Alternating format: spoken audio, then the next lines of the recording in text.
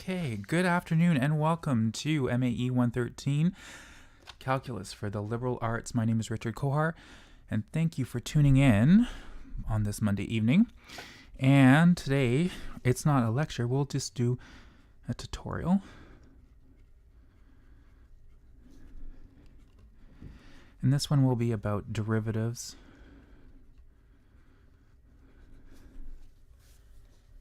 Oh, excellent. Good to hear that the audio is clear. And derivatives of the exponential.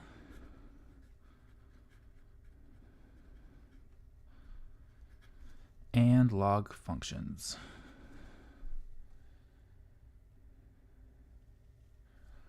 I am going to try to mark them as soon as possible.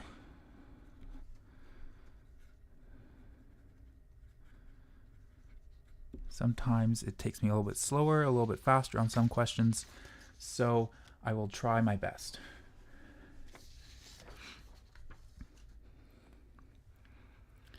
Sometimes it's a little bit slower because if there's corrections or something that I see, again, I'm trying to give back feedback. You know, when things are done correctly, it's very smooth sailing.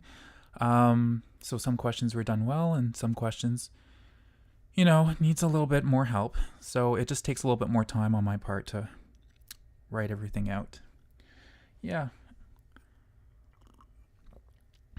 It's definitely learning. So hopefully that's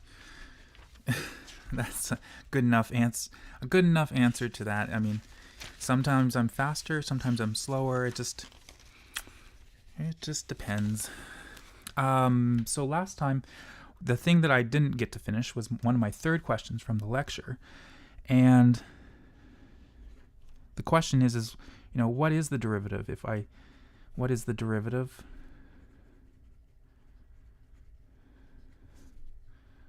of the logarithm?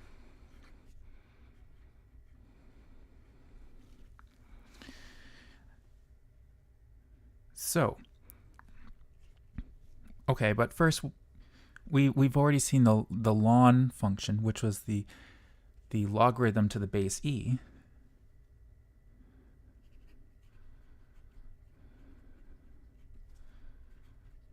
So logarithm base e of x, you know, which we have said that that's the ln, so the logarithm naturalis of x. So I can quickly show you how it's done. Is that first we're going to take ln of x, and using our equivalence of the exponential, I can write that as e to the y of x. Then taking the derivative of both sides, e to the y, so d by dx, so just making note of that. I'm taking the derivative with respect to x. Now, in this case, I have to take the derivative of e to the y, so it's e to the y, and I still have to take the derivative of y with respect to x. And on the right-hand side, I'm taking d by dx of just x, so the derivative of x is just 1. And I have this as a multiplication, so I have e to the y times dy by dx.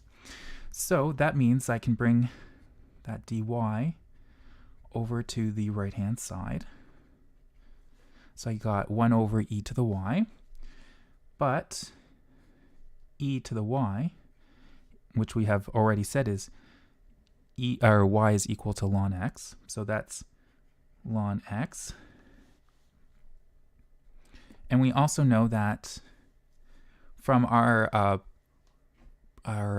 properties that e to the ln of x, again, that's the exponential function, applied to its inverse is going to just equal itself, like the argument in here. So that's just x.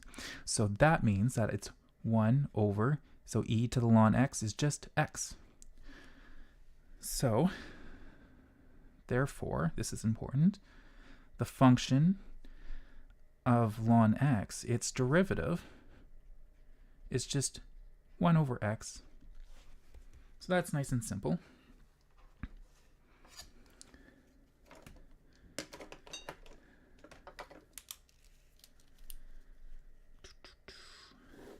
box around that because a red box, that's important. Excellent. But wait, okay. So you remember, we'll just take a second, because you remember when I was talking when we were doing the integration, remember when I kept saying I had that extra condition. And also people keep asking me like, oh, why are there's little nuances? And well, because we can't do certain things. So for instance, with this, I have an integral x to the n of dx. And I did it was 1 over n plus 1 x to the n plus 1. And I kept adding that little, people would say a special case or whatever, but it's n is not equal to minus 1. Okay, because that would mean that what I would be saying is n to the minus 1, that would be 1 over x. But now I can finally tell you what that is. I can now tell you that 1 over x dx is equal to, well, remember that the integral was kind of like the reverse function of the derivative. So if I was integrating, I was going backwards. So instead, I'm taking the derivative, I can go backwards and I get back to the original function. So the integral of 1 over x, if I go backwards, is ln x. So 1 over x, so the integral of 1 over x is equal to ln of x plus a constant.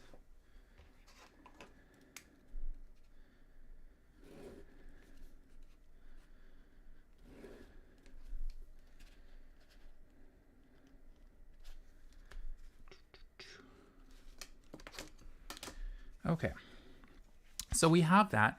So now you kind of see that there was a special condition applied to that rule that we had previously, and it was for a good reason, because we can't apply that rule. So we found out, you know, ln x, if we take the derivative, is 1 over x, and if I integrate it, I get back to ln x. Okay, so finally,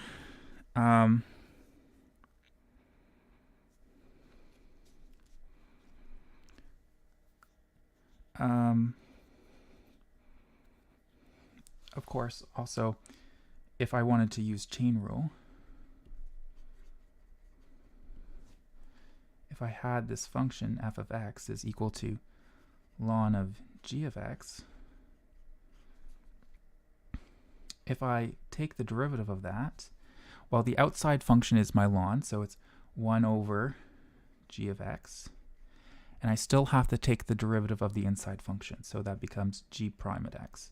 So that is kind of the chain rule applied to that. Okay, so now that we've done that, and I have papers sliding everywhere, oh, there we go.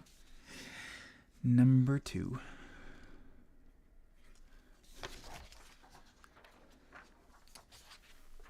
There. Okay, so finally, what I can show you is, if I have y is equal to log of b of x, so I'm going to take the derivative of this. Again, I'm going to change this back into an exponential form.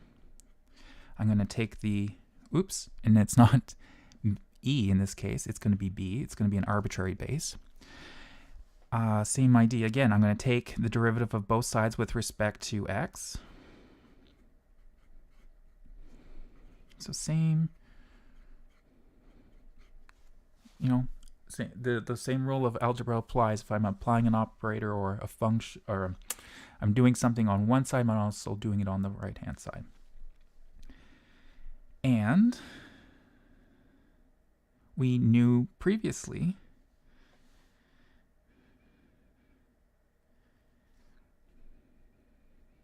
that when I take the derivative of b to the y, so again, if I took the derivative of, say over here, I'll just write this. We had found previously in the previous lecture, because we had spent quite a bit of time on that, that b to the x is equal, that the derivative of that is b to the x ln x, or sorry, ln b. There we go. So same idea on this hand. So it will be not b to the x, but b to the y ln b, and I still have to take the derivative with respect to x, and the derivative on the right hand side is 1. So I get dy over dx. I can bring this over to this onto the right hand side into the denominator. So I get by ln b. And I can just simplify that just a touch by substituting back in my y, which was b to the log b to the x times ln b. And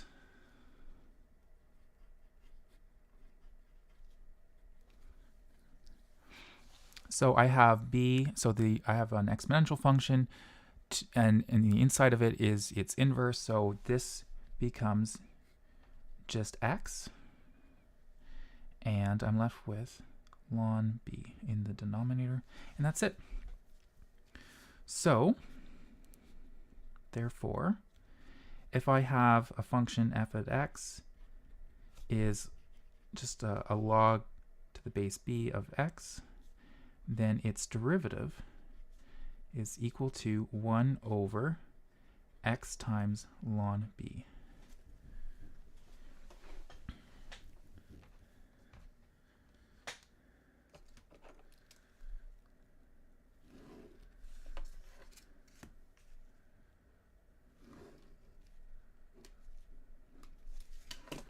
Okay, and again, if I wanted to have some chain rule in there, so here's the chain rule. If I, instead of have x, it's a function. So instead I had, oops, I won't write prime. So I have f of x is equal to ln of b of g of x. Then my rule becomes the derivative of the outside function, which is our log. So that's just 1 over g of x times ln b times the derivative of the inside function, which is my g of x. So that's just g prime. So some people might, write, here we go, g prime of x over g of x ln b.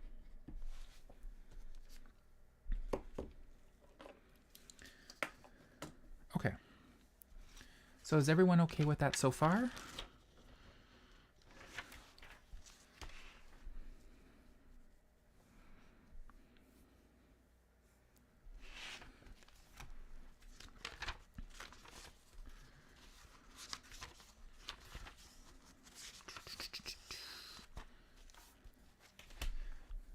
So if I wanted to do some examples,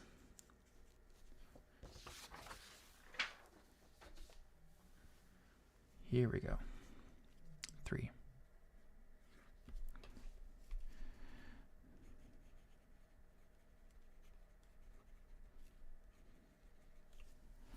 Okay, so we're told, say, find the differentiate.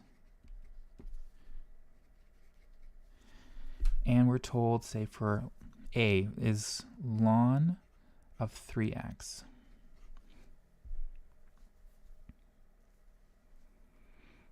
Now again, we're thinking that, again, the derivative of ln of x is equal to 1 over x. And again, if I have an inside function, so ln of g of x, it's going to be applying the same idea. So the derivative of the outside function, which is our ln, is 1 over g of x. And then we have to take the derivative of the inside function, which is g prime of x. Okay, so if I differentiate that, so I'll set this equal to y, and I want to take the derivative of that.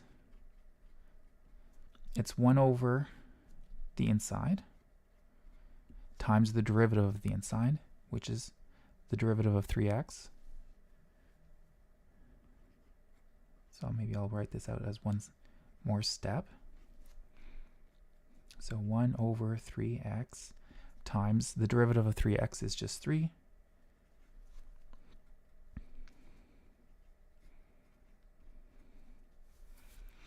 Again, you know, the usual question is, how much do we have to simplify? Well, I mean, this is something straightforward that we can do.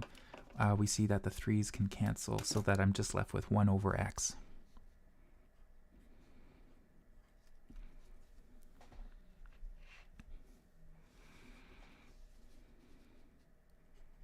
Okay, for b, let's do another function.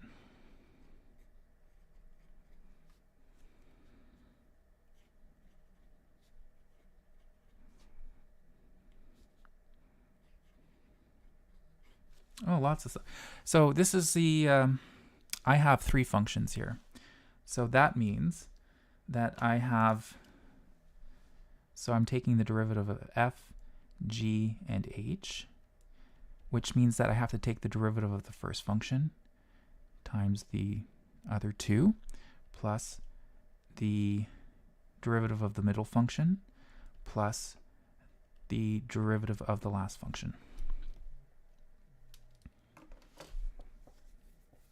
So there is my 1, 2, 3. Now, the derivative of x is just 1. So that's 1. And then I still have the rest of the functions to multiply by. So e of x and ln of x, plus I leave x alone.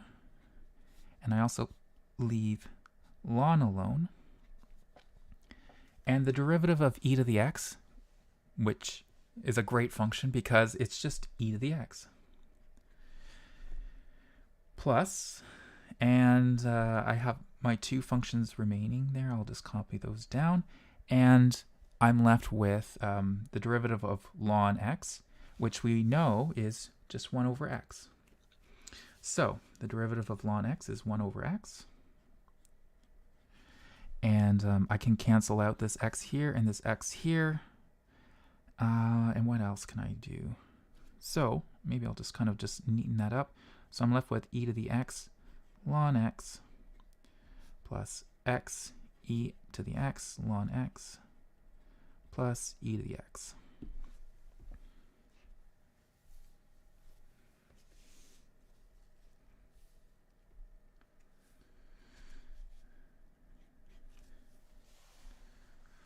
Okay, and let's do one more. I have 8 log to the base 3 of 8x.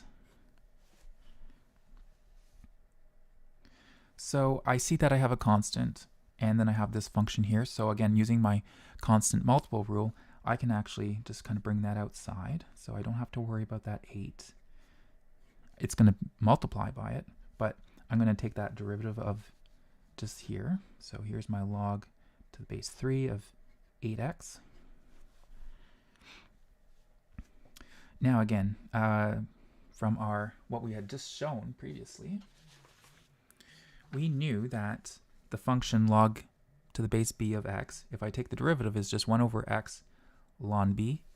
And similarly, if I have, using my chain rule, that if I have log to the base b of g of x, that's equivalent to g prime over g of x ln b.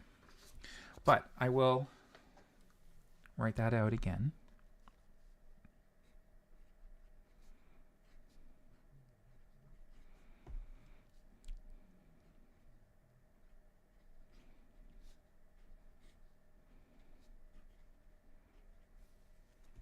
Okay, so in this case, again, you think of your x, you can always, doing your chain rule,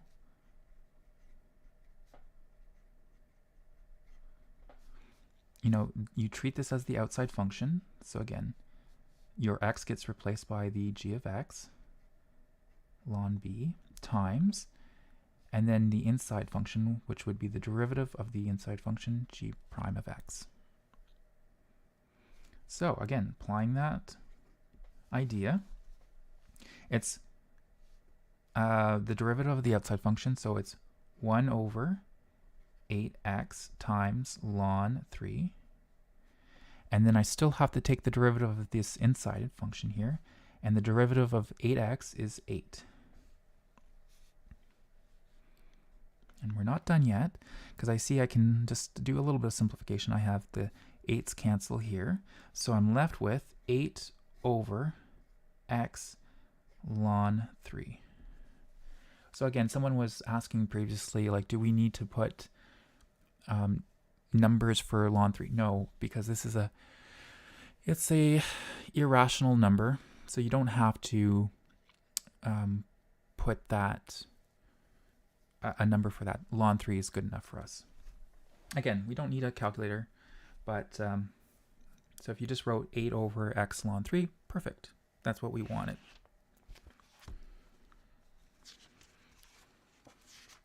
So is everyone okay with that? I think the hardest part of that is when you start to throw in the chain rule into it. But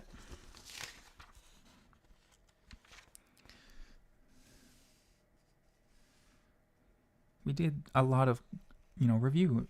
We'd done chain rule. We ended up showing, reviewing again the product rule.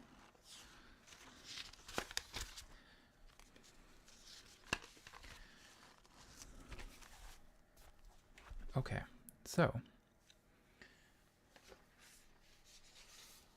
somebody asked about homework questions, and how long. Some people were kind of asking about homework, and again about gauging it homework, and you should do as much as you think is necessary to master the skill. If you're getting the answers right, I usually just did the way that I would do it is I would look at the last questions, I would do them, and if I got them right, I moved on to the next section, because it means that I had a mastery of the section. So again, time management, if you're strapped for time, checking the last examples is good.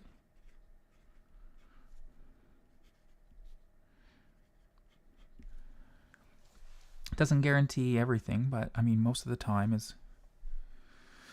So I was going to pick some examples off of the sections. I'm not going to do the odd questions because those are the ones that are assigned.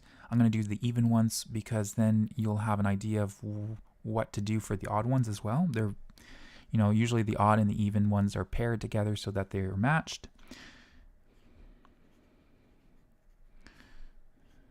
So in this case, we're just reviewing the exponent laws. So for instance, I have 2 to the root 2 times root 2. And when I have that, again, I can just rewrite that as 2 to the root 2 times root 2. And that's equivalent to, root 2 times root 2 is just 2. 2 to the 2 is 4. To the 6 here, they gave me 2 to the 1 over root 2 squared. And again, that's if I multiply those together, I get 2 over root 2. And when I have an exponent like that, again, this is to the 1 and that's to the half. So I have 1 minus a half, which gives me a positive a half, which means that up top here, that's 2 to the root 2. Boom, done. This one is a little bit more trickier. 8.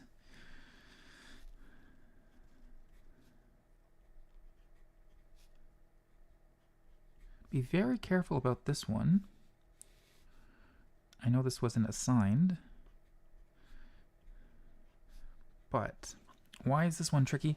Again, people would be tempted to start to add these exponents together. But again, you can only add the exponents together if the bases are multiplying each other. And in this case, I can't because I have a minus.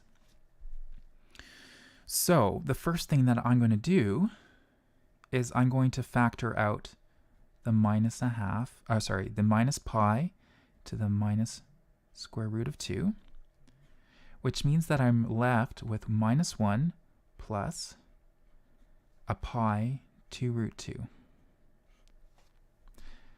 I can already hear the questions for that. So again, I factored out this part here. So what remains for this term is the minus 1. And on this part, I've got the minus pi out here. And I have the root 2. So I have the root 2. So when I'm factoring that out, I'm actually adding that because I have the negative here. So I have a root 2 plus a root 2, which gives me 2 root 2. Again, because I'm factoring out that negative root 2, I'm left with 2 plus root 2. And there.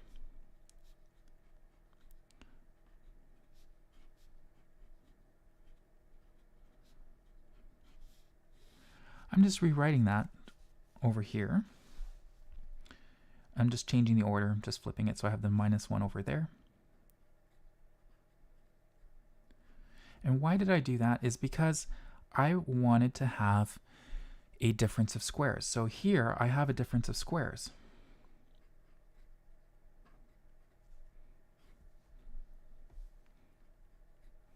So with that, I have root 2 minus 1 and root 2 plus 1.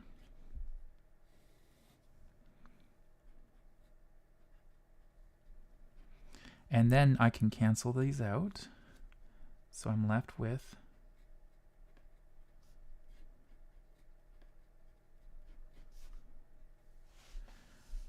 this. I guess I'll redistribute again.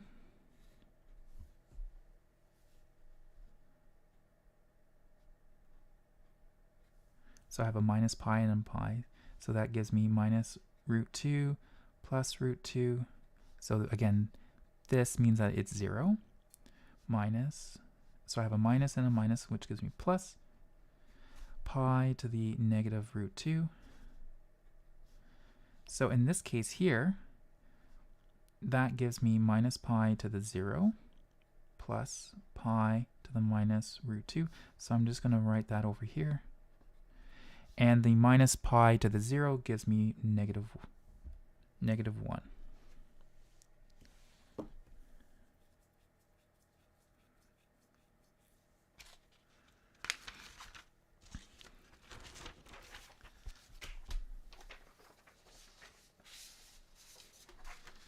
Okay, page 5.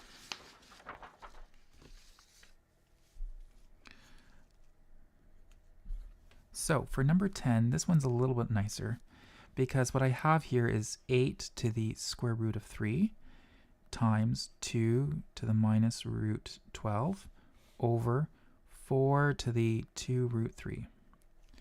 Now, they're asked us to simplify this. So again, simplify. So doing that, in order to simplify using our exponent rules, we need to rewrite these to be the same bases. So I'm going to pick 2 because I can also reduce the 8 and the 4 also to base 2. So if I write 8 to base as a base 2, I can write that as 2 to the 3. So 2 to the 3 is 8. And then I have 3, and I still have that root 3 up the top there, times, I'm going to leave the 2 alone, and the 4 I'm going to write as 2 to the 2, and I have 2 root 3.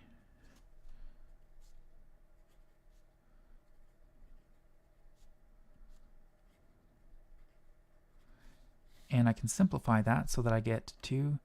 2 times 2 is 4 root 3. And now, using our exponent laws, I can take this and I add, in the numerator, I add the exponents. So I get 3 root 3. And now I know it's a plus, but here's a minus. So it's a plus, well, it's a minus root 12. And then in the denominator, we subtract. So we subtract 4 root 3.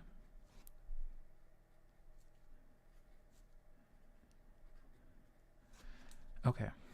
In the 12, I am going to rewrite it so that I have a square root of 3. So again, root 12 is equal to 4 times 3, or root 4 times root 3.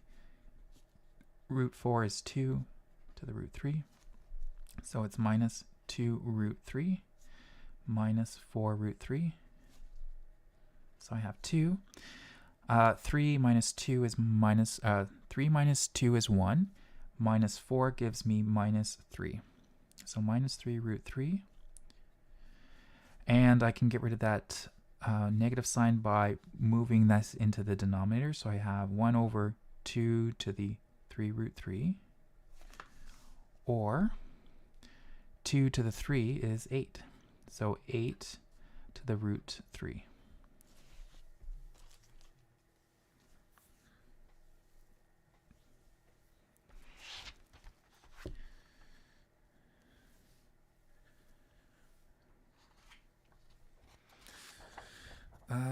Okay, so I've done, so there's page 5, and here's page 6. This is a matching exercise. So let's make sure that I can see everything.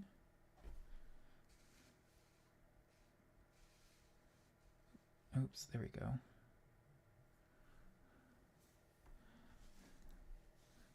Guess I made the printout a little too big, but there we go. We'll give. So the question says match the graphs and the functions below, and I'm given 4 functions and I have 4 graphs. Now they're all basically 2 to the x.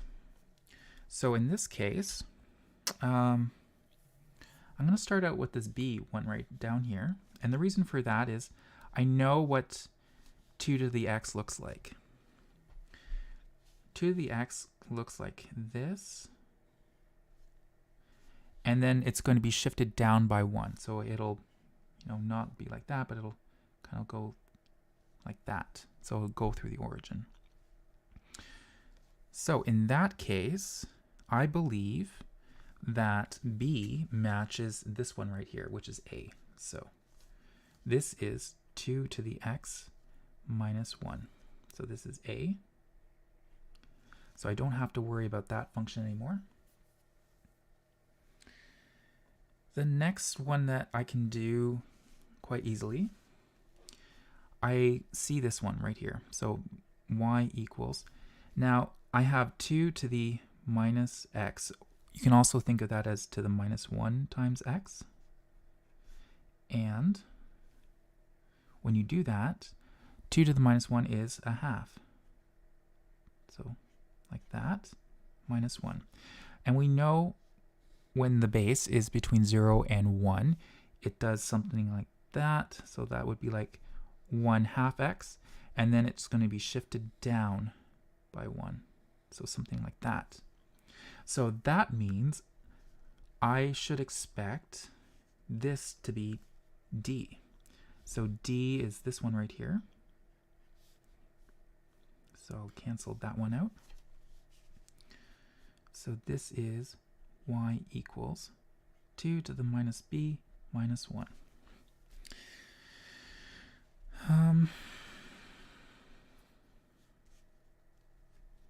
This, when I have a minus sign like that, that flips it. So instead, if I had my function, I had 2 to the x, here's my 2 to the x right there, I would expect it to flip. So it'll go something like this. And then they did the plus 1, which shifts it up by 1 unit.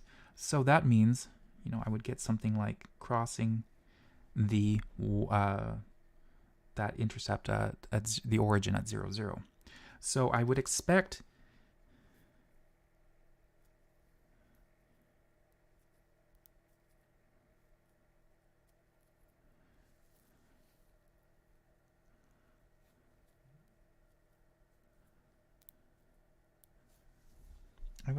it to be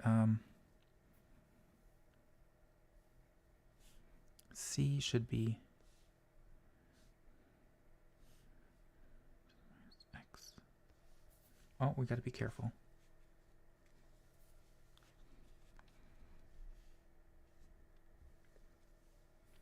Now, is everyone following along okay? It's pretty quiet in the chat, so I was just asking.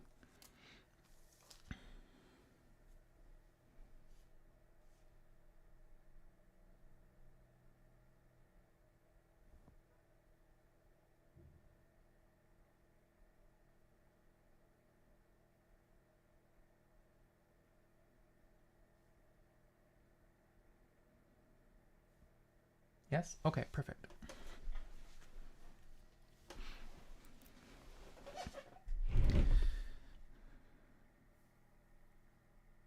Oh, okay. I will slow down just a touch.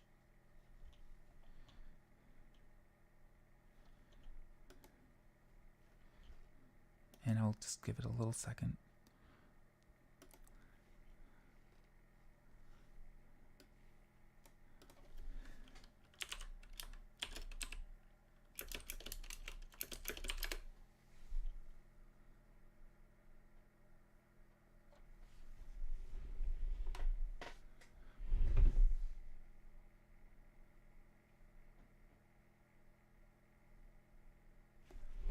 Now, unfortunately, okay, but I stayed up working up. Okay, so no. Okay. So I got to be very careful when I was drawing this. So this means that it needs to be, I'm going to reflect in the x-axis. So okay. So what that means is that if I had a mirror, like if I had, I wish this had some sort of property that I could actually reflect it. But what that should do is if I reflect here, I should expect it to do something like that. Somebody, yes, okay, good. This is starting to turn into Twitter, or sorry, not Twitter, Twitch. People just putting emojis, burning cash. Okay, so I would expect it to flip. And then the other thing too is that it would need to be translated up by 1 unit. So I would expect it something like this. And the closest function that I see for that one, for the C here, is up here. So this would be my minus 2x plus 1.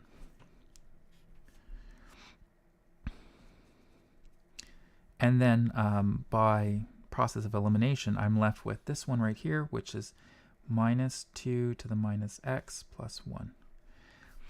Now, again, what this would say is, hieroglyphics are back on Vogue. Okay. I haven't bought a Vogue in a while. I don't think I have bought a Vogue. Yeah, I'm not sure how many people read Vogue. Is Prince still alive? That's a good question. So on the why, okay, so I have 2 to the x. So we know we have something like that. And then I'm going to do the half because I have that negative up here. So I'll get the 1/2 x plus 1. And then with that negative, it's going to flip. So it goes, oh, maybe I shouldn't have drawn that. So with that, it'll flip. So it comes something like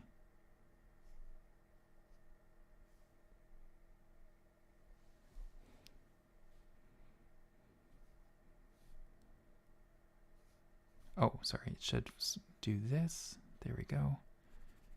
There we go. So it flips like that. And then I reflect in the x-axis. There we go.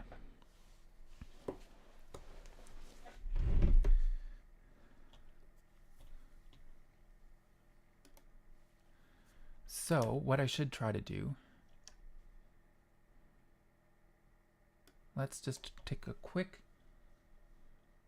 screen here, as I was kind of messing up. It was too messy. So what I would like to show is something like, I want to look at, oops, to the minus x plus 1. So this is my graph. This is what I would want it to show.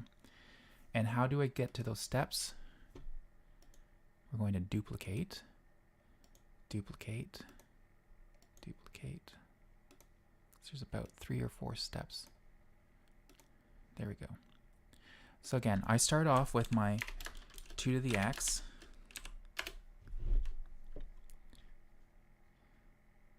And we wait for, so there's our 2 to the x, which is what we know. And then, because we have that negative, we have this negative x up here.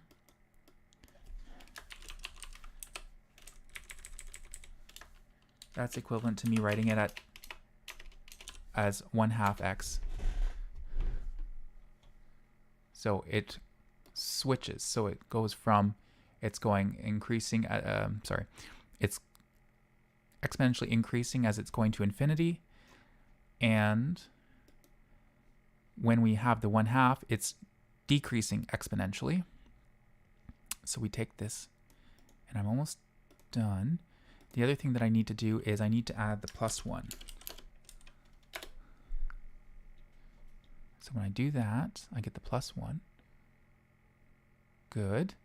So we're almost done, because I still have to flip it, because I have that negative sign, this negative out front here. So the last thing that I need to do my transformation is the minus half. And there you have it.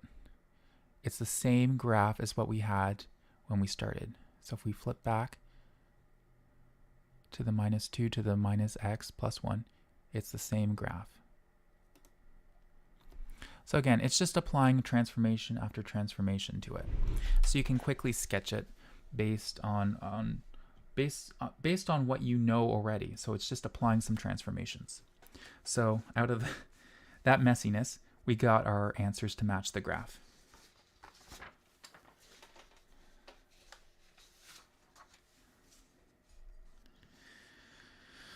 Okay, then for like section 6.2,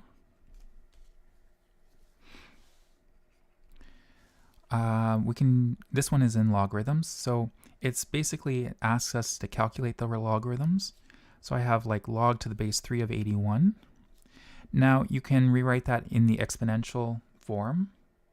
So 3 to the x equals 81, which means that 3 to the 4th gives me 81. So that means that x equals 4.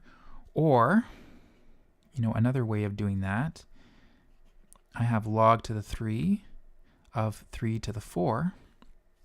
Okay. This 4 I can bring in front. So I have 4 log 3 to the 3 of 3. And of course, that log, if we wanted to use our change of base, it's like log 3 over log 3, and that's equal to 1. So that's just equal to 4. So log to the base 3 of 81 is 4.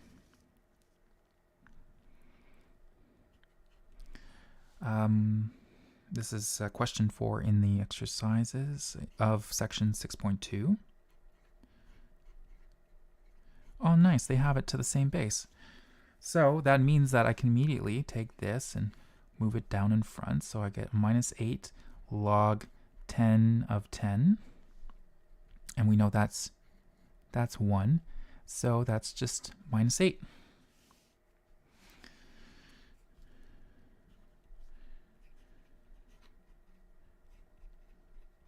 So there's lots of things that we can do without a calculator.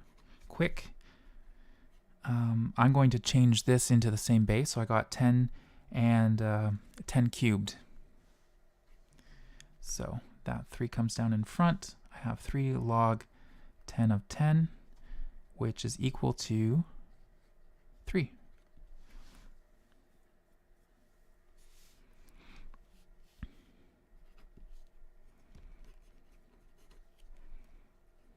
Log 5 of 125. So again, I'm going to try to write it at the same base. I know that 5 cubed is 125. That can come down in front. So I got 3 log. And the reason why I can pull that down is that's one of our, I think that's rule 3 of our logarithms. So that's okay. We can do what I'm doing.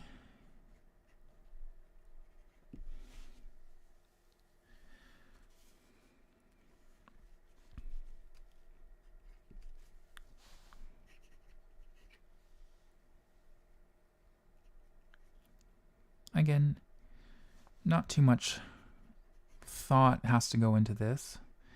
I'm just rewriting this to be the same base. So I got log to the 3 to the minus 1. And I'm going to have 3 to the minus 1. And I'm going to multiply that by negative 2. So if I have minus 1 times minus 2, that gives me 2. So 3 squared gives me 9. That's fine. I can bring this down in front. So I got minus 2 of log to the 3 to the minus 1 of 3 to the minus 1. Of course, that's 1. So that's minus 2.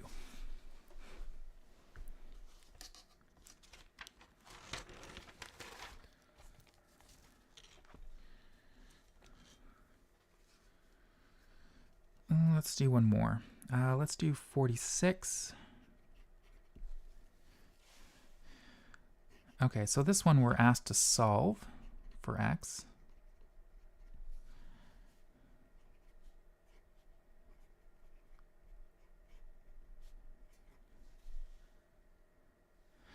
So again, I can rewrite this in my equivalent forms. So I can rewrite that like this, that it's going to be my base. So my base is 2, or sorry, my base is x to the y, which is my 2, and that's going to equal 2x minus 1. And then bringing this over to the left-hand side and factoring it.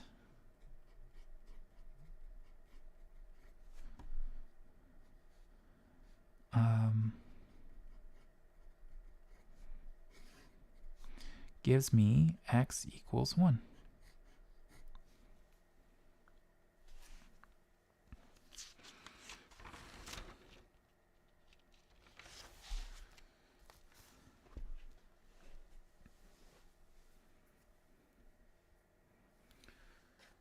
So there's lots of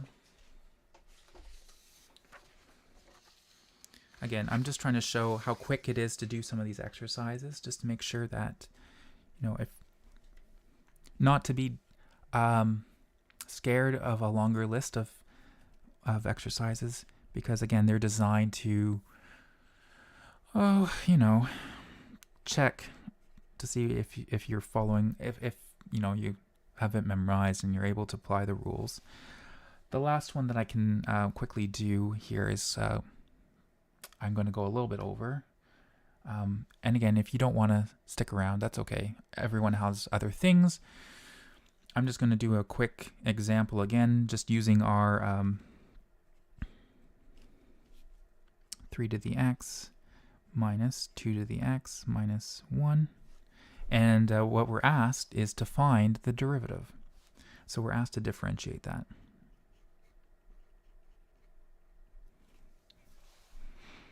So again, it's just simply using our rule. We know that x to the b, if I take the derivative of that,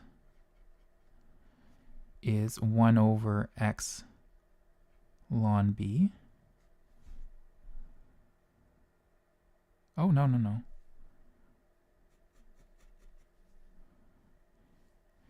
Is b to the x ln b.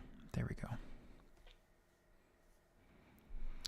So we know how to differentiate this first part here. So we have 3 to the x. So that is 3 to the x ln 3 minus, and I do the same thing on this side here. I'm going to just put a bracket around here because I have a minus out in front here. And I apply my rule, so that's going to be itself. It's 2 to the minus 1 times ln 2. But I still have this function up top here. So if I have y to the b of g of x, again, the derivative of that is itself b to the g of x ln b times the derivative. So I need to do the derivative of x minus 1, and derivative of x minus 1 is just 1. So I'm left with 3 to the x ln 3 of minus 2 to the x minus 1 ln 2.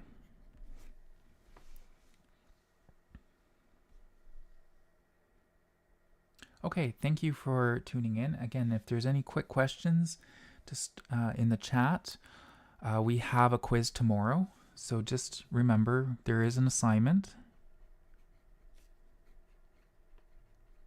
that was posted on Thursday. And I was just working through some of the even or questions that were kind of in those sections.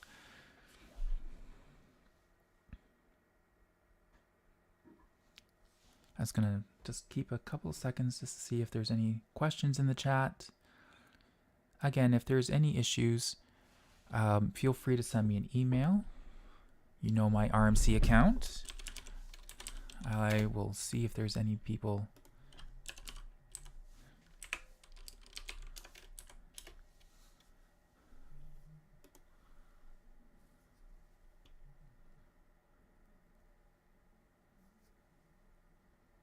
Okay. I don't see any questions. Thank you all for tuning in on Monday for this tutorial number 2 on the derivatives of logarithms and exponential functions. I will see you all tomorrow. Thank you very much for tuning in. Good night.